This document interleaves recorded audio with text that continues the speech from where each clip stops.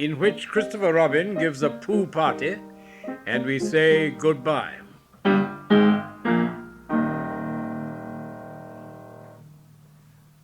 One day, when the sun had come back over the forest, bringing with it the scent of May, and all the streams of the forest were tinkling happily to find themselves their own pretty shape again, and the little pools lay dreaming of the life they had seen and the big things they had done, and in the warmth and quiet of the forest the cuckoo was trying over his voice carefully and listening to see if he liked it, and wood pigeons were complaining gently to themselves in their lazy, comfortable way that it was the other fellow's fault, but it didn't matter very much.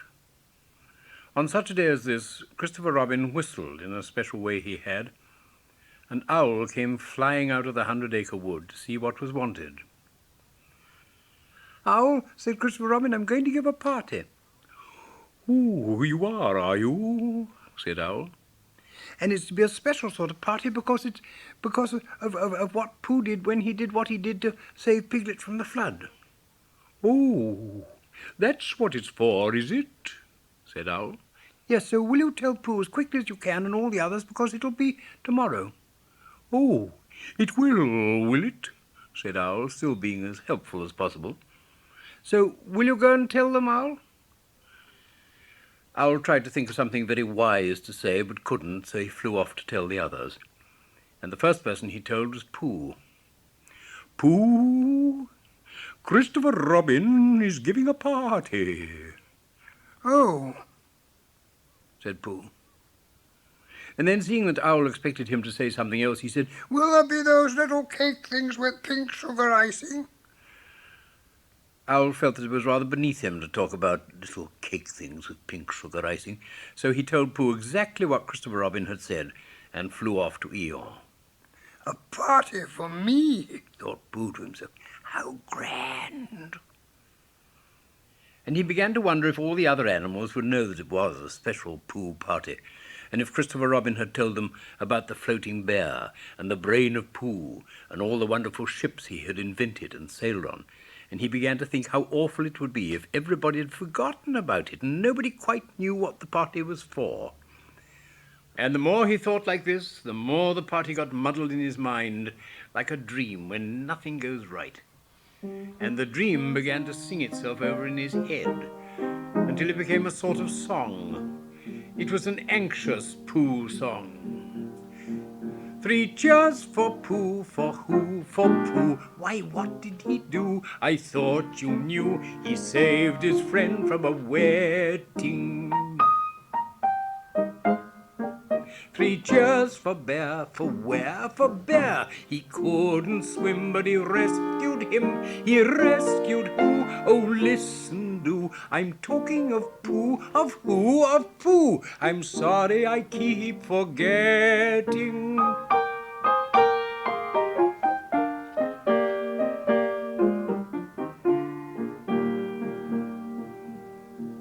Well, Pooh was a bear of enormous brain. Just say it again. Of enormous brain. Of enormous what? Well, he ate a lot, and I don't know if he could swim or not, but he managed to float on a sort of boat. On a sort of what? Well, a sort of pot. So now let's give him 3 hearty cheers. So now let's give him 3 hearty witches. And hope he'll be with us for years and years, and grow in health and wisdom and riches.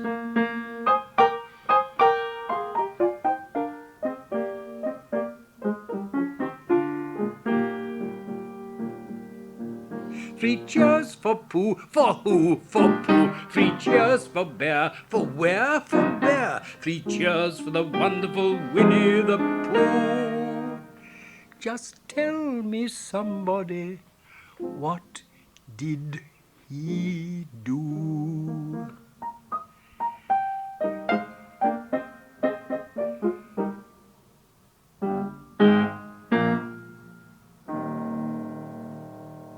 While this was going on inside him, Owl was talking to Eeyore. "Eeyore," said Owl, "Christopher Robin is giving a party." "Very interesting," said Eeyore. I suppose they'll be sending me down the odd bits which got trodden on. Kind and thoughtful. Not at all, don't mention it. There is an invitation for you. What's that like? An invitation. Yes, I heard you. Who dropped it? This isn't anything to eat. It's asking you to the party tomorrow. Eeyore shook his head slowly. You mean Piglet, the little fellow with the excited ears. That's Piglet. I'll tell him. No, said Owl, getting quite fussy. It's you. Are you sure? Of course I'm sure. Christopher Robin said all of them. Tell all of them. All of them except Eeyore? All of them, said Owl sulkily. Ah, said Eeyore. a mistake, no doubt, but still I shall come. Only don't blame me if it rains. But it didn't rain. Christopher Robin had made a long table out of some long pieces of wood, and they all sat round it. Christopher Robin sat at one end, and Pooh sat at the other, and between them on one side were Owl and Eeyore and Piglet, and between them on the other side were Rabbit and Roo and Kanker. And all Rabbit's friends and relations spread themselves about on the grass, and waited hopefully in case anybody spoke to them or dropped anything, or asked them the time. It was the first party to which Roo had ever been, and he was very excited. As soon as ever they'd sat down, he began to talk. "Hello, Pooh," he squeaked. "Hello, Roo," said Pooh. Roo jumped up and down in his seat for a little while, and then began again. "Hello, Piglet," he squeaked. Piglet waved a paw at him, being too busy to say anything. "Hello, Eeyore," said Roo. Eeyore nodded gloomily at him. It'll rain soon, you see if it doesn't, he said. Roo looked to see if it didn't, and it didn't, so he said, "Hello, Owl." And Owl said, "Hello, my little fellow," in a kindly way. And Kangar said to Roo, "Drink up your milk first, dear, and talk afterwards." So Roo, who was drinking his milk, tried to say that he could do both at once, and had to be patted on the back and dried for quite a long time afterwards. When they had all nearly eaten enough, Christopher Robin banged on the table with his spoon, and everybody stopped talking and was very silent, except Roo, who was just finishing a loud attack of hiccups, and trying to look as if it was one of Rabbit's relations. "This party," said Christopher Robin, "is a party because of what someone did, and we all know who it was, and it's his party because of what he did. And I've got a present for him, and here it is." And then he felt about a little and whispered, "Where is it?" While he was looking, Eeyore coughed in an impressive way and began to speak.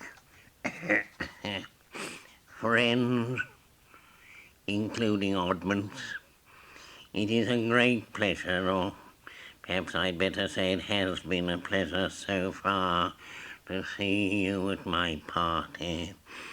What I did was nothing any of you, except Rabbit and Owl and Kangar, would have done the same. Oh, and Pooh. My remarks do not, of course, apply to Piglet and Roo, because they're too small. Any of you would have done the same, but it just happened to be me. It was not, I need hardly say, with an idea of getting what Christopher Robin is looking for now." And he put his front leg to his mouth and said in a loud whisper, "Try under the table." That I did what I did, but because I feel that we should all do what we can to help. I feel that we should all... said Roo accidentally. "Roo, dear," said Kangar reproachfully. "Was it me?" asked Roo, a little surprised. "What's Eeyore talking about?" Piglet whispered to Pooh. "I don't know." "I thought this was your party." "I thought it was once, but I suppose it isn't." I'd sooner it was yours than Eeyore's," said Piglet. So would I, said Pooh again. As I was saying, said Eeyore loudly and sternly, as I was saying when I was interrupted by various loud sounds, I feel that... Here it is, cried Christopher Robin excitedly. Pass it down to silly old Pooh. It's for Pooh. For Pooh? Of course it is. The best bear in all the world. I might have known. After all, one can't complain. I have my friends. Somebody spoke to me only yesterday, and was it last week or the week before that Rabbit bumped into me and said, bother, the social round. Always something going on. Nobody was listening, for they were all saying, Open it, Pooh. What is it, Pooh? I know what it is. No, you don't, and other helpful remarks of this sort. And, of course, Pooh was opening it as quickly as ever he could, but without cutting the string, because you never know when a bit of string might be useful. At last it was undone. When Pooh saw what it was, he nearly fell down. He was so pleased. It was a special pencil case. There were pencils in it marked B for bear, and pencils marked HB for helping bear, and pencils marked BB for brave bear. There was a knife for sharpening the pencils, and India rubber for rubbing out anything which you had spelt wrong, and a ruler for ruling lines for the words to walk on, and inches marked on the ruler in case you wanted to know how many inches anything was, and blue pencils and red pencils and green pencils for saying special things in blue and red and green. And all these lovely things were in little pockets of their own in a special case which shut with a click when you clicked it. And they were all for Pooh. Oh, said Pooh. Oh, Pooh, said everybody else, except Eeyore. Thank you, growled Pooh.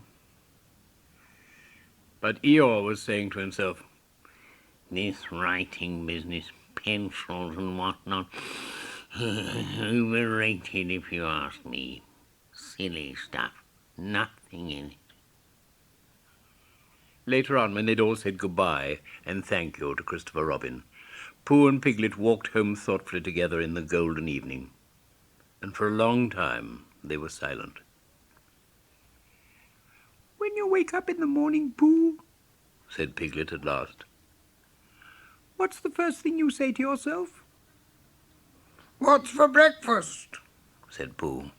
What do you say, Piglet? I say, I wonder what's going to happen exciting today, said Piglet. Pooh nodded thoughtfully. It's the same thing, he said.